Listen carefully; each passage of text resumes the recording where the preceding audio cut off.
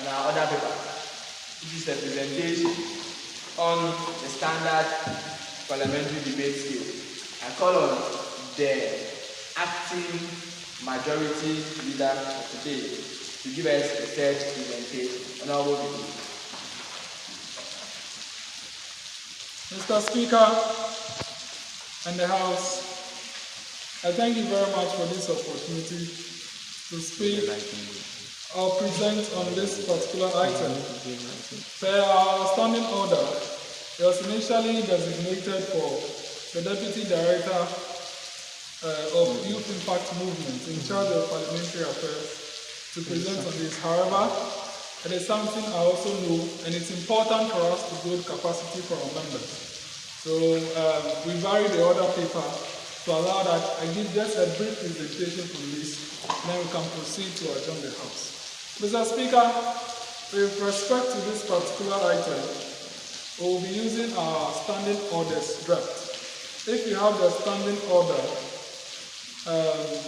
you can refer to it. There is one on the seat over there. If you can give it to my colleagues on the majority side, and then you can share. Sorry, we don't have enough copies. Parliamentary debate is a skill we have to refine. Mr. Speaker, as a matter of fact, a good debater is one who is able to influence and change the minds of others at the end of the debate. If you are debating and at the end, you have not changed any mind, what is the entire essence of making that debate? It is also important for us to know that you can change mind, but might not completely change their decision. But making an impact on their mind results to a change in their decision. Parliamentary debate, even in Parliament of Ghana, the Parliamentary Institute trains honorable members on how to debate on the state of the nation's address, on how to debate on the budget statement, on how to debate on statements presented, on how to debate on skills, both at the plenary session and committee levels. Mr. Speaker, let me say, in the student domain, where students have the opportunity to practice their debate skills, it's within the SRC Parliament, faculty senate, and departmental houses, and then all others. But apart from that, our informal debates might happen between our friends. In that particular stage, it is informal. It is mixed with vernacular, and then the actual staging of points is not properly done. But on official floors as this, honorable members have the opportunity to properly debate their points. Mr. Speaker, in debating very well, you must take note of some points, and it is clearly stated in the standing orders of this House draft. Honourable members, Mr. Speaker, may I seek your leave to refer the Honourable House to Part 12 of our standing orders, page 24. I will go through just about Order 71, 72, 73, 74, 75, and 76. I'll take you through them briefly, and then we can ask questions on them, and then we'll be done with this. At the end, let it be known that this House is to build your capacity. So even this particular presentation is very important for our gathering today. Mr. Speaker, referring the House to Order 71, filing of submissions. It says, clause 1, any member who wishes to make a submission shall be recognized or permitted by the Speaker before making a submission. It means unless the Speaker recognizes you, when you speak on floor, it is a disrespect to the chair. You see, sometimes honourable members might claim the Speaker is not giving me the opportunity to speak. Honourable member, if the Speaker has not given you the opportunity to speak, it means he has not recognized you. Whatever you state on floor or say on floor is not legal or formal. That must be noted. Clause 2 states that all submissions must start by addressing Mr. Speaker. As you know, you have to start and introduce yourself. And then when you do that, at the end of your submission, please ensure to say thank you, Mr. Speaker. It signifies that you are done. See, sometimes you are making submission and then you do break. But when you finish and you don't end with thank you, Mr. Speaker, wouldn't know you are breaking. So when you start, Mr. Speaker, I'm John Samagashi, this and that. I rise to move this motion. I rise to state. I rise to put my honor member to order.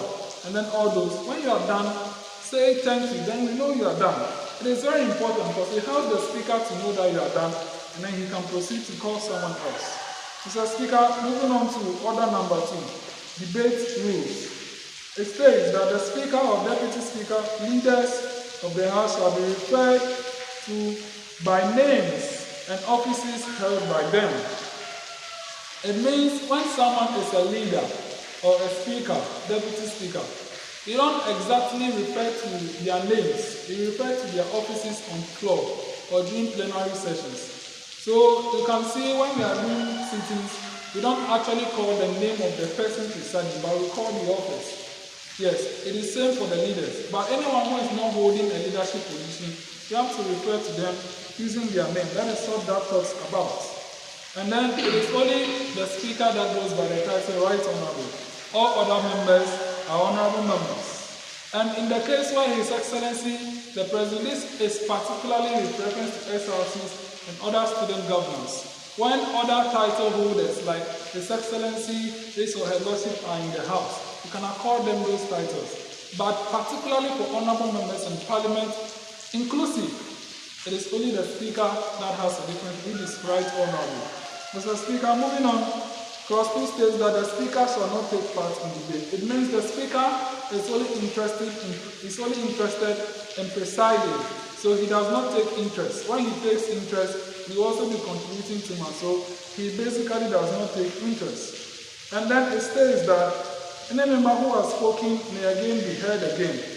And you see, from this particular size and then all those, it's all talking about being heard. Honor members, when you are given the opportunity to speak, please be brief in your presentation. Go straight to the point and tackle the point. Do not beat around the bush. That is a strategy that honor members employ that I do not agree with. They will come on floor and confuse the House, put the House in a dilemma, and sit down.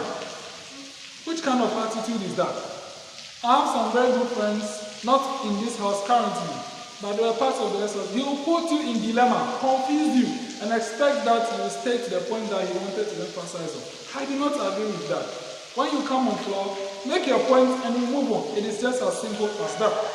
And it is also stated that, please, causing havoc in the House is a disrespect to you yourself. You cannot come purposely to the House to just cause havoc, distort proceedings. With respect to that, Mr. Speaker can declare you incompetent of the House and take you out of the House. Proceedings are formal and it is being presided over by the Speaker. It is the Speaker that coordinates movements. When you want to leave, you have to seek the leave of the Speaker. Referring to documents, you have to seek the leave. The Speaker must always be in the know of whatever thing that you want to do. It is outside proceedings. That is why you realize that when I wanted to refer to the standing order, I was seeking for the leave of the Speaker. I must have the Speaker's attention and permission before I refer to any, not particularly foreign materials, but anything that the House might not currently be working with. I have to seek the leave of the Speaker before you refer to them. It's just as simple as that. And then also, if you don't catch the eye of the Speaker, please, just keep on raising your hand. You see, Mr. Speaker cannot listen to everyone. Some people feel that because I raised my hand, I must be heard. Please, you are not the one in the chair. The Honorable Second Deputy Speaker, I know after I'm done, he has something to share about when he was the Speaker of the SRC Parliament. I don't want to give a speech. Please, may I give the spoiler alert or you speak on that? Honorable First Deputy Speaker. Kindly go ahead. Mr. Speaker, when he was Speaker of the SRC of HTU, Second Parliament, his first Deputy Speaker thought chairing was just about a ceremonial role. Let me be called Mr. Speaker and then all those. He never knew until he sat on the chair. He thought when you are an MP and then you are speaking blah blah blah, the Speaker must listen to me. And so he sat on the chair before you. Now, it is a different ball game when you're chairing. You see, when you are seated on the chair, it's a different ball game. Some people sit there and then they think Mr. Speaker is not being fair. It's not being this. It's not. You're not in the chair. He's the one who has the, let me say, the big picture of whatever is going on. When you are seated there, you are looking at personal view. But when Mr. Speaker, he's seeing everyone and he sees things from the bigger picture. So when proceedings are going on, just accord Mr. Speaker the respect. When he gives you the opportunity, make good use of it. You see, sometimes honored members are the ones who misuse the opportunity. When the Speaker gives them the opportunity to speak, then they just speak bomb on floor, blown on fire, and then they expect that Mr. Speaker will call them again. Mr. Speaker, will you call them? Obviously not. You see, these are little things they don't know. Let me just make a reference to the earlier one presentation. The value you create is for yourself. Some people, when they want to speak, everyone wants to listen. But others, when they want to speak, the entire house is having meetings after meetings. It's because they have not created value for themselves. When they are speaking, when you take the floor, make the point, and then people will accord you that respect when you are speaking. But when you come on floor and you are only blowing trash, who will want to listen to you? Obviously no one. So honourable members, in debating we have to take care of that. Honourable members, when you are debating, the rules of the house is reference. You can make your points referring to the orders of this house and standard of procedure and rules of procedure. Always refer to documents, but always ensure that you seek the lead of the Speaker and the Constitution with respect to the SRCs and then all those. Mr. Speaker, it must also be noted that the interventional signs, we know them already, but let me just give the House on interventional signs for this particular house.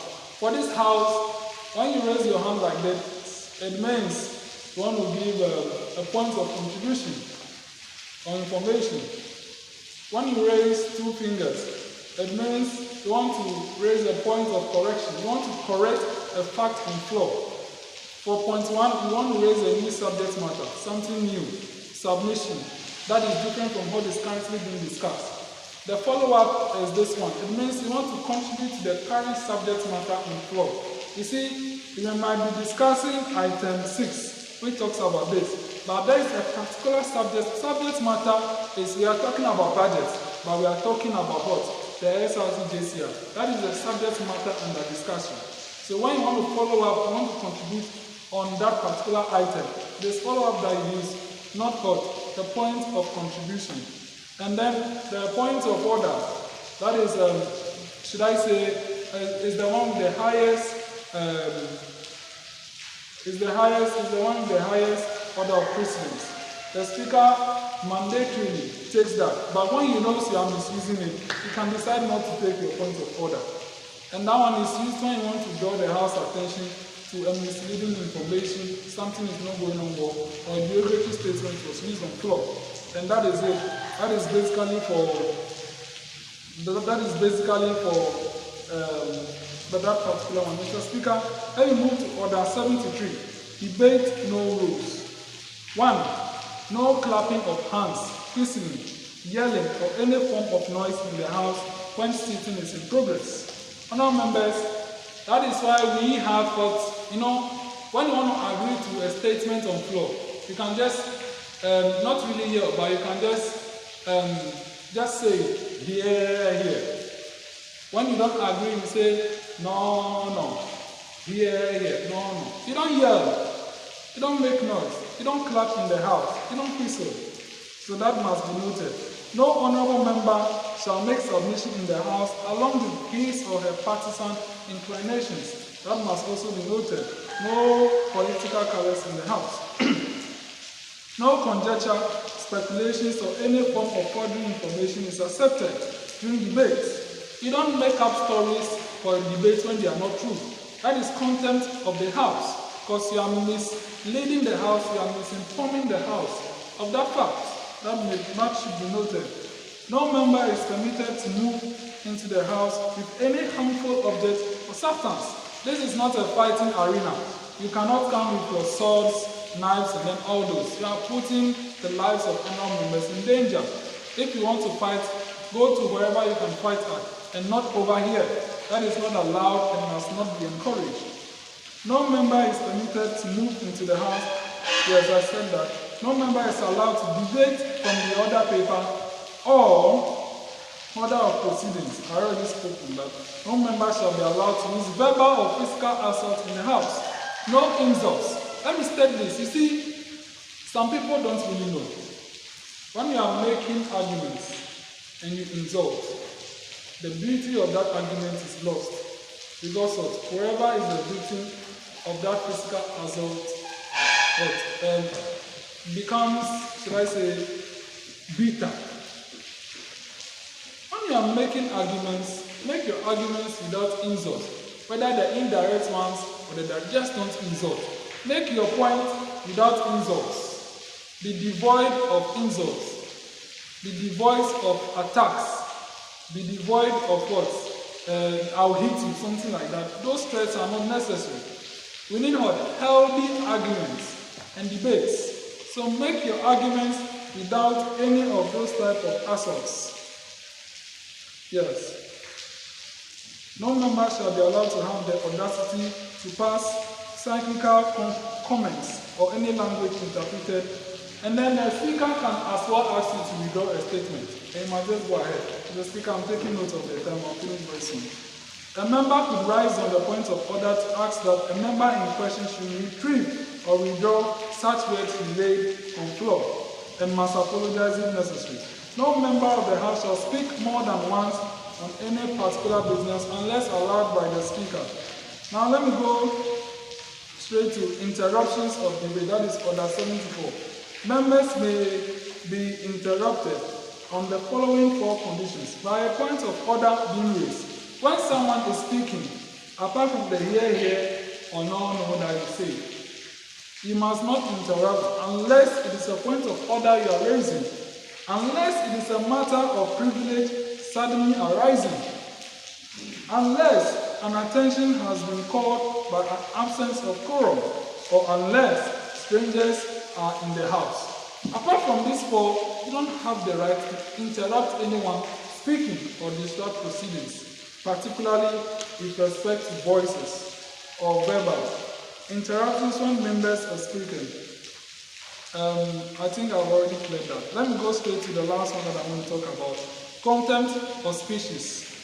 Mr. Speaker, it says that reference shall not be made to any matter on which judicial decision is pending in such way, in the opinion of Mr. Speaker, prejudice to the interest of parties of actions. It means that when a matter is before court, you don't debate it in the House, because it is waiting a judicial adjudication. When a matter is before the court, you don't bring it to the House for debate. It's a matter of interest awaiting adjudication. It shall be out of order to use offensive, abusive, insulting, blasphemous, or unbecoming words, or to impute proper motives to any other member, or to make personal allusions.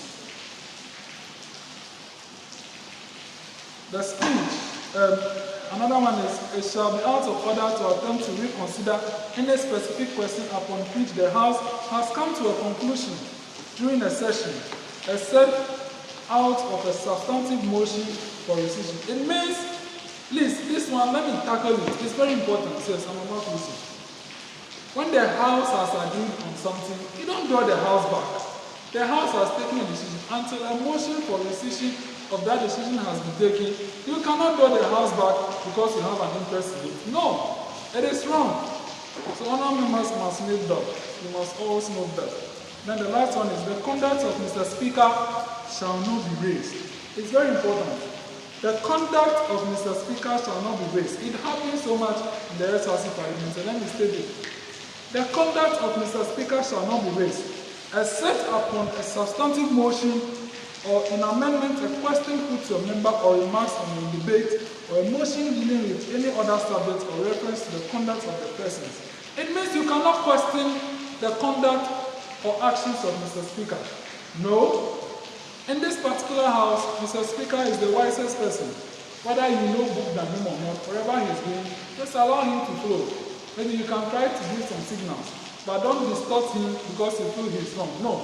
When he's sharing there, that is why we call him the right honorable speaker, for God's sake. When he's chairing, he's always right. Whatever issue that you have, maybe you can raise it on floor.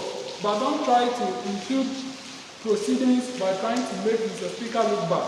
It happens so much in the SRC Parliament, and that must come to a stop. Mr. Speaker is always right when he's presiding. Mr. Speaker, these are some of the standard issues. You know, we can all make very good debates. It doesn't matter whether or not your decision, whatever you say, has been taken or not. The beauty of debate is that you are being heard. That's why we say minority shall have their say, but majority will have their way. The beauty of debate is that let me be heard. When you are heard, it is up to the House to take a decision on it. So please, so far as you are heard, leave it there and allow the House, under the control of the Speaker, to reach a decision and stop distorting decisions of the House or proceedings. Mr. Speaker, I thank you very much. And I believe that if honourable members have questions, you can please ask, and then we'll proceed from there. Thank you very much. Thank you very much, Honourable Lowe. Honourable members, presentation on the standard parliamentary debate skills has been done and finally ended by Honourable Y-IP. Any question or comment from the honourable members are kindly welcome. Honourable Acting Minority Leader. Thank you very much, Right Honourable the August House. Please, my question is very simple. So, I want to inquire from you, what should the Speaker do? What should the Deputy Speaker do? What should the clerk do? And what should members do if a member decides to be revolting in the House? The member decides to cause commotion, cause havoc, or any form of disturbance in the House. What should these various people do? Thank you very much. Thank you very much, Mr. Speaker. I want to thank the honourable member for his question.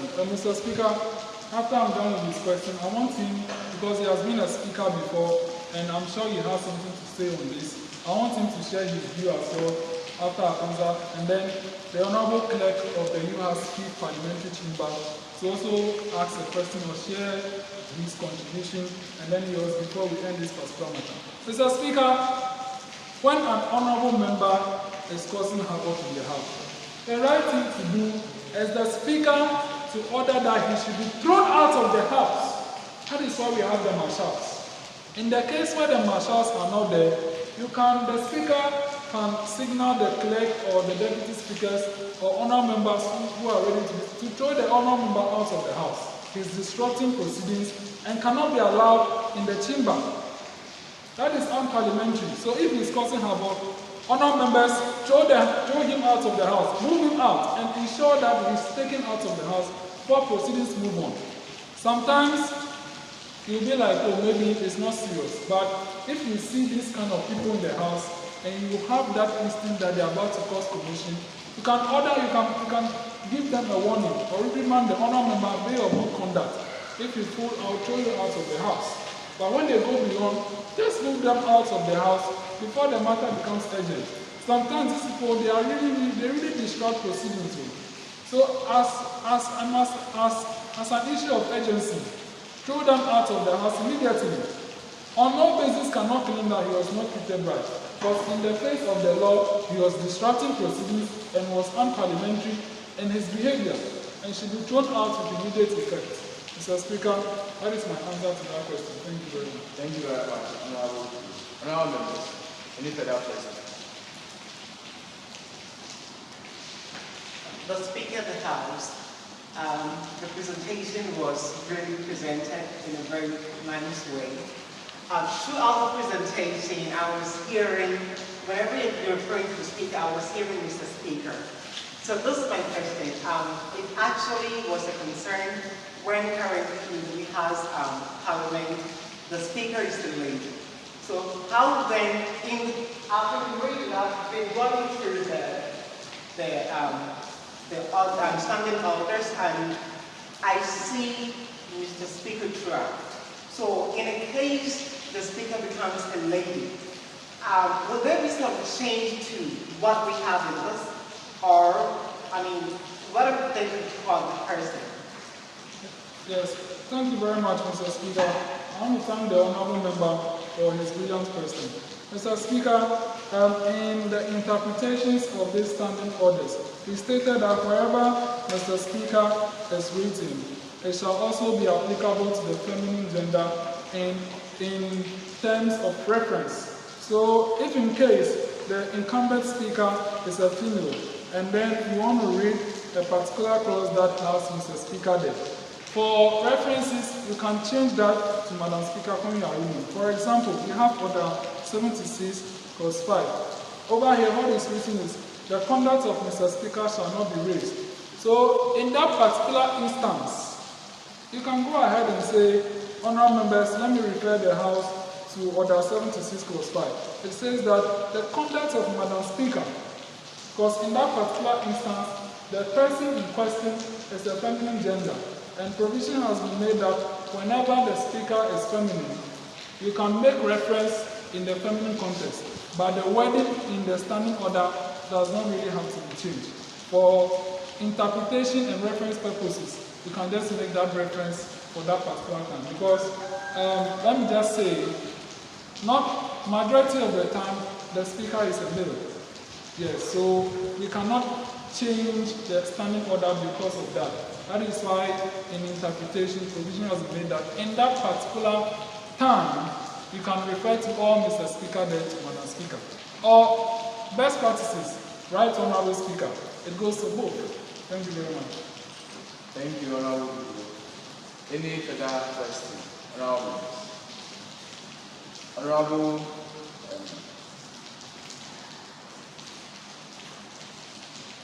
Acting Minority Leader for the day. Any further clarification? Thank you very much. Right Honorable Speaker in the Executive House. It's a quite interesting job to lead the House. Those who were members of my House during my tenure as Speaker will know me for a phrase I normally use. Opinions are like roses, and everybody has one. Regardless, we all use it to breathe. And nobody breathes more oxygen than their friend. So don't expect everybody to agree on what you are thinking. You might be thinking the wrong thing, who knows? So in a house, I have cited this example a couple of times. The speaker is in this position. You have an orange you are supposed to give to two people. So one person is on your left, one is on your right, and you are holding that orange.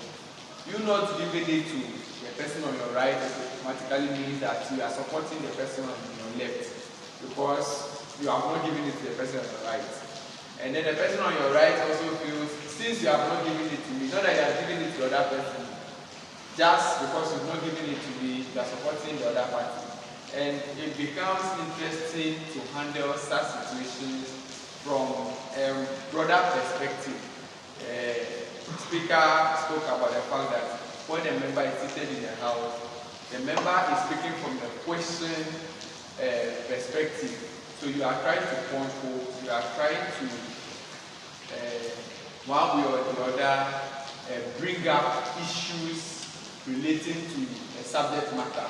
But it is the work of the Speaker to drive the House to a solution. So you will see that in general terms, the Speaker has a lot to do. And then when it comes to honorable members in the House, when debating, some people become sentimental. They leave the whole issue. They become emotional with the issue. The Speaker spoke about the fact that you must not insult. The moment you insult me, we will leave whatever we are talking about. We will talk about the insult alone for like an hour, which is not actually bringing any benefit. The main purpose of the debate is to actually probe the issue and then bring a very good, how will I put it, like end result to whatever is being discussed. So let's all take notice of these few things and make sure that in our own small ways we fine-tune our submissions and then we try to understand whatever we do in the house. Thank you very much. Thank you, acting minority leader. I was expecting you to make mention of the fact that you once sacked me from your house when you were the speaker in the SRC Parliament. In fact, that day, I wish we had a boxing ring. You would have demonstrated something small.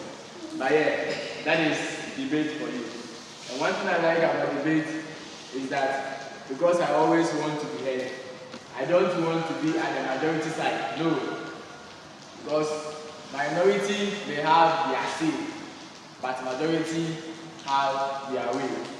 Or is that a part of the same people? So I always want to be heard. Whether mine will be taken or not, I want to be heard. I want to make something. So whenever you see me, I'm always here. And that is for the beauty of debate. I want to do something. I just want to say something. That is me. On this note, I urge all our members to find a place in terms of debating so that at least you can be heard when given a chance to. Devoid from sentiments and insults when it comes to debating.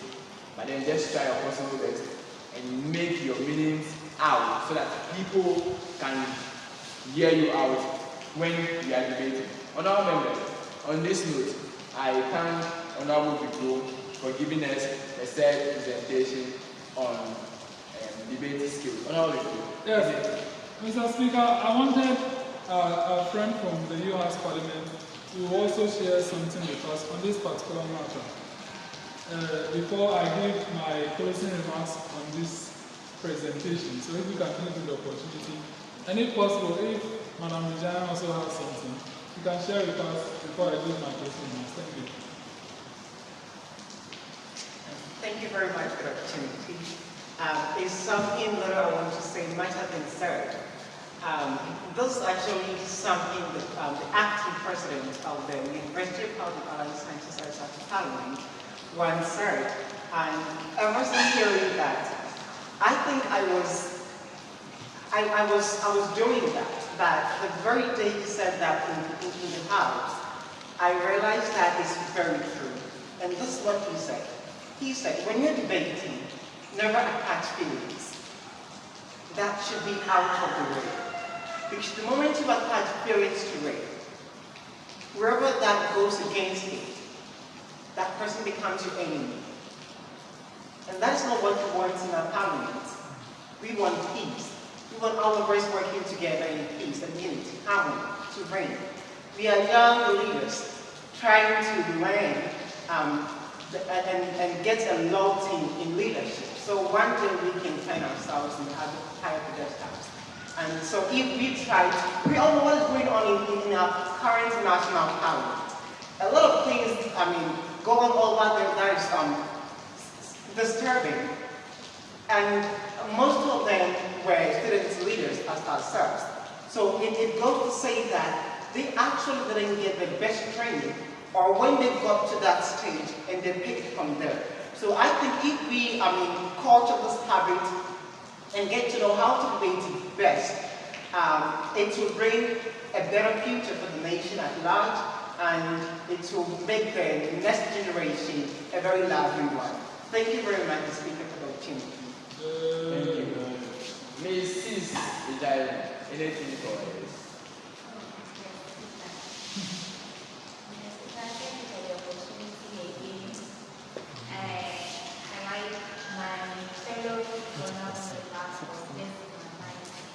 My last remark I wanted to give is that when you are in a leadership position, learn to show your feelings on negative emotions. Because the moment you have feelings on negative comments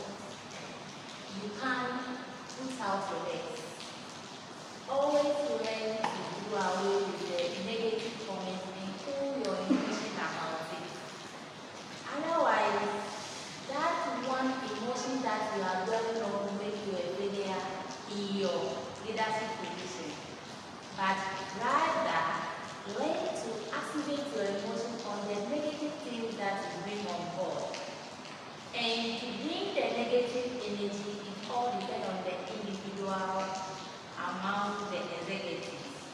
And make sure to carry negative energy away from the parliament before even start.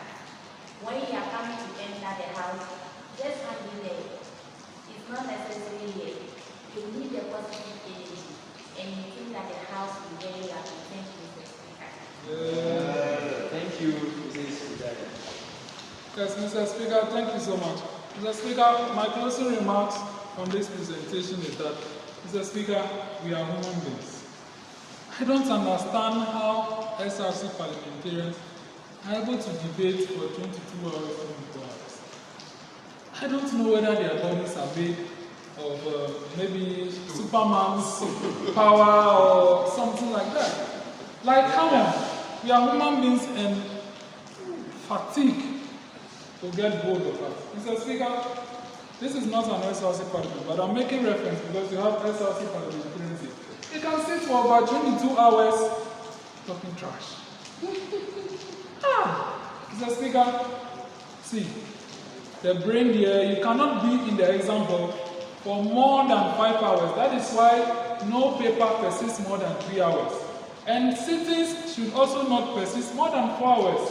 For this particular youth parliament, I've not really made it about, but we try not to hold sittings more than 4 hours. The only time that our sitting persists for almost 4 hours was the 4th parliamentary sitting. And even this one said, we are trying to make it not more than 2 hours. The mind becomes tired after a particular time. No matter how powerful you are, you get tired. Mr. Speaker, I think the SRC Parliament should consider only 8 hours of proceedings. After 8 hours, the Speaker should forcefully adjourn the House, regardless of whether he is tired or not. The Honorable Acting Minority Leader has held a 23-hour sitting before, and I don't know how come he held it. Up to date, I'm surprised how he chaired that house. I'm really surprised how he chaired that house. But not in my house. Mr. Speaker, we are human beings and then we have weaknesses. Let us cherish the strength and then complement others' weaknesses. After all, mighty are we, weaker is one. So, a debate is supposed to what? Should I say, sieve out the imperfections. And that is what we should aim at. The debate is supposed to what? Give, should I say, interrogate it, scrutinize it. So when we have different views, when your friend has a different view, does not mean it's against you. And let us stop attaching sentiments to whatever we say. After all, it is in the standing order that whatever is said on floor remains on floor. You don't go and start attacking other members out of proceedings that they said this or that. It is wrong, and we should not do that. So I'm very happy this education came through, and I thank you all for this. Mr. Speaker, thank you very much. You're looking very handsome today. I've been waiting to say this. You're looking very handsome today. After we are done, we have to take official pictures with you. And thank you so much for the attention and respect as well. Thank you so much, honorable members. Thank you, honorable YIP, the said presentation. Honorable members, there is something just caught my mind and I want to give something to you. From our standing orders, it says that any member that defies the rules of debate, quote and unquote, from Honorable YIP, the said member can be thrown out. The person can be thrown out, which gives me the right, Honorable Speaker, the power to throw you out, like how the acting minority leader once thrown me out. Okay, honorable members, on this note, I equally thank you all for coming and then taking part in today's sitting. Honorable members, without wasting much time, I plead we move to order